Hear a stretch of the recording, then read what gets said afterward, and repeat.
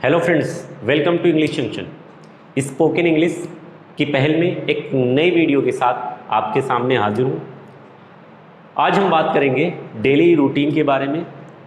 Daily हम बहुत सारे काम करते रहते हैं और हम चाहते हैं कि उन सारे कामों को इंग्लिश में हम बता सकें, बट हमारे पास सेंटेंस नहीं होते, हमारे पास वर्ड्स नहीं होते, हमारे पास शब्द नहीं होते जिनकी हेल्प से हम उन सारे कामों को इंग्लिश में एक्सप्रेस कर सकें।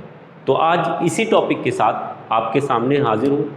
तो आइए बिना देरी किए हुए हम वीडियो को स्टार्ट करते हैं।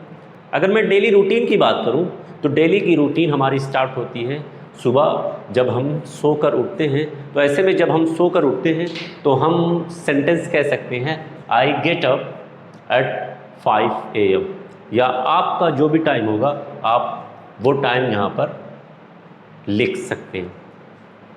उसके बाद सोकर उठने के बाद दूसरा हमारा जो वर्क होता है वो हम क्या करते हैं, आई ब्रश माई टीथ, हम ब्रश करते हैं। और उसके बाद क्या करते हैं, take a bath, it means नहाते हैं, या फिर बाथ की जगह पर आप शॉवर वर्ड भी यूज़ कर सकते हैं। अब जो घरों में जो लेडी होती हैं, जो औरतें होती हैं, वो नहाने के बाद थोड़ा बहुत मेकअप करना पसंद करती हैं। तो ऐसे में वो लेडी कह सकती हैं I do a little bit of makeup, थोड़ा बहुत मेकअप करती हूँ। और उसके बाद then I wake my children up, उसके बाद मैं अपने बच्चों को उठाती हूँ। आई गो डाउन स्टेयर, मैं नीचे जाती हूँ, मैं सीढ़ी से चलकर नीचे जाती हूँ। और उसके बाद वो बता सकती हैं I prepare breakfast for my family, मैं अपनी फैमिली के लिए ब्रेकफास्ट तैयार करती हूँ। नेक्स्ट है I put on my dress and go down stair. अब यहाँ पर जो मेल हैं वो अपने आप को कह सकते हैं कि मैं उठने के बाद उठता हूँ, ब्रश करता हूँ और उसके बाद ड्रेसअप करता हूँ, और ड्रेसअप करने के बाद कहाँ जाता हूँ, डाउन स्टेयर जाता हूँ। अब नेक्स्ट आप बता सकते हैं मैं तैयार ड्रेसअप होने के बाद एक अच्छा ब्रेकफास्ट करता हूँ। तो ऐसे में आप बोलेंगे I have a nice breakfast. उसके बाद कभी कभी कुछ लोगों की आदत होती है कि ब्रेकफास्ट के टाइम पर न्यूज़पेपर को भी पढ़ते हैं, जो कि आमतौर से गलत हैबिट्स में गिना जाता है, तो हमें इससे बचना चाहिए। तो आप इसके लिए बोल सकते हैं I read newspaper over breakfast, I read newspaper over breakfast. अब जो घर की औरतें हैं वो बच्चों को भी तैयार करती हैं, तो उसके लिए वो कह सकती हैं कि आई dress up the children for school, मैं स्कूल के लिए बच्चों को तैयार करती हूँ।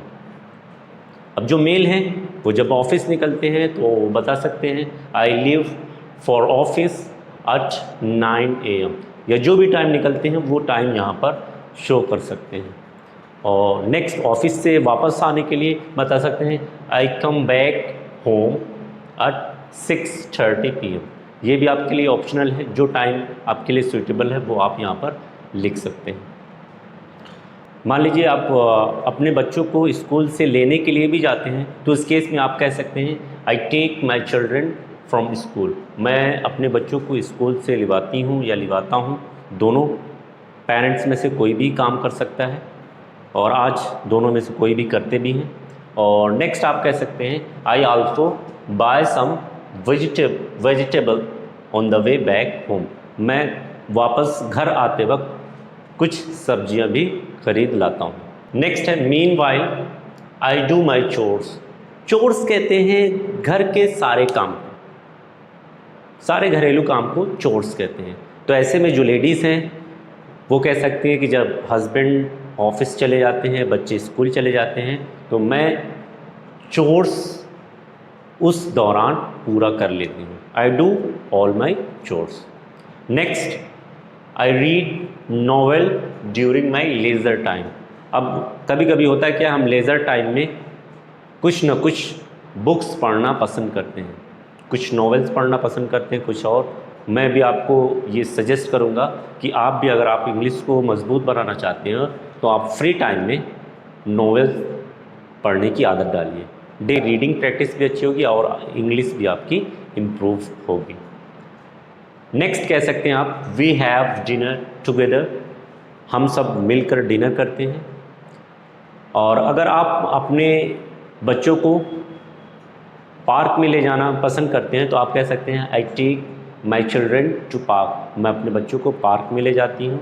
और लास्ट में आप कह सकते हैं I go to bed at 9 PM, मैं सोने चले जाती हूँ कितने बजे, 9 बजे। जबकि अमूमन हमें जल्दी सोना चाहिए। एक कहावत है क्या कि early to bed early to rise makes a man healthy wealthy and wise. उम्मीद है कि ये चीज़ें आपको समझ में आई होंगी।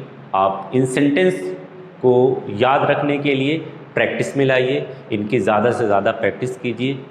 और अगर आप बोल कर प्रैक्टिस नहीं कर सकते तो एटलीस्ट जब भी किसी काम को करिए तो माइंड में कम से कम ज़रूर से एक बार सेंटेंस को सोचिए। उम्मीद है कि आप टाइम के साथ अपने आप को इम्प्रूव करते हुए जाएंगे। एक छोटी सी रिक्वेस्ट आपसे है कि इस वीडियो को लाइक कीजिए, चैनल को सब्सक्राइब कीजिए और ज़्यादा से ज़्यादा लोगों के बीच में वीडियो को शेयर कीजिए। इसी तरह से हेल्दी रहिए, फिट रहिए।